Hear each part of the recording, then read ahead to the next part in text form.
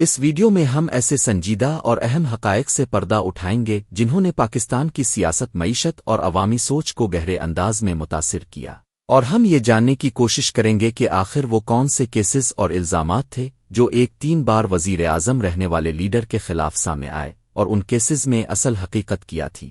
کہانی شروع ہوتی ہے پاناما پیپرز سے، جو کہ 2016 میں ایک عالمی لیک تھا جس میں دنیا بھر کے طاقتور لوگوں کی آف شور کمپنیوں کا انکشاف ہوا۔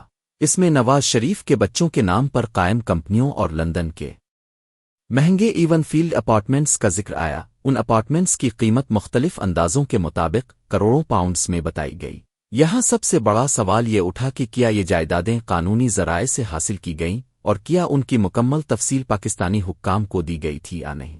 اس معاملے نے اتنا زور پکڑا کہ سپریم کورٹ تک جا پہنچا، جہاں طویل سماعتوں کے بعد 2017 میں عدالت نے نواز شریف کو نااہل قرار دے دیا۔ لیکن اہم بات یہ ہے کہ عدالت نے کسی مخصوص رقم کے چھپانے کا ایک حتمی عدد نہیں دیا، بلکہ فیصلہ زیادہ تر اثاثوں کی شفافیت اور ایک اقامہ ورک پرمٹ سے متعلق معاملے پر ہوا۔ اس کے بعد نیب نے مزید کیسز کھولے جن میں ایون فیلڈ ریفرنس شامل تھا۔ اس کیس میں عدالت نے یہ موقف اپنایا کہ خاندان اپنے اثاثوں کے ذرائع واضح کرنے میں ناکام رہا، اور نواز شریف کو سزا سنائی گئی۔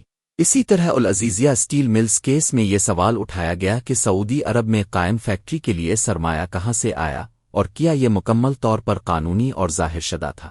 عدالت نے یہاں بھی انہیں سزا دی، تاہم بعد میں اپیلوں، ضمانتوں اور مختلف عدالتی فیصلوں کے ذریعے ان کیسز میں نرمی ریلیف بھی دیکھنے میں آیا۔ دوسری جانب نواز شریف اور ان کی جماعت ہمیشہ یہ موقف دیتی رہی کہ یہ کیسز شفاف احتساب کے بجائے سیاسی دباؤ اور انتقام کا نتیجہ تھے، اور انہیں جان بوجھ کر نشانہ بنایا گیا۔ اگر ہم رقم کی بات کریں تو مختلف رپورٹس اور میڈیا اندازوں میں ان اثاثوں کی مالیت اربوں روپے کروڑوں پاؤنڈز تک بتائی جاتی رہی، لیکن حقیقت یہ ہے کہ عدالتوں نے کسی ایک فکس رقم کو چھپائی گئی دولت کے طور پر حتمی طور پر تسلیم نہیں کیا، بلکہ کیسز کا مرکزی نقطہ اثاثوں کی منی ٹریل اور قانونی جواز تھا۔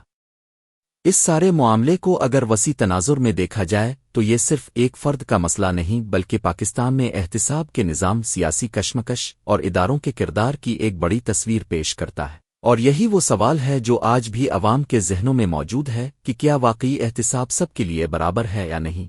اگر آپ کو یہ ویڈیو معلوماتی اور دلچسپ لگی ہو تو اسے لائک کریں، اپنے دوستوں کے ساتھ شیئر کریں، اور چینل کو سبسکرائب کرنا نہ بھولیں تاکہ آپ کو ایسی مزید تحقیقاتی ویڈیوز ملتی رہیں۔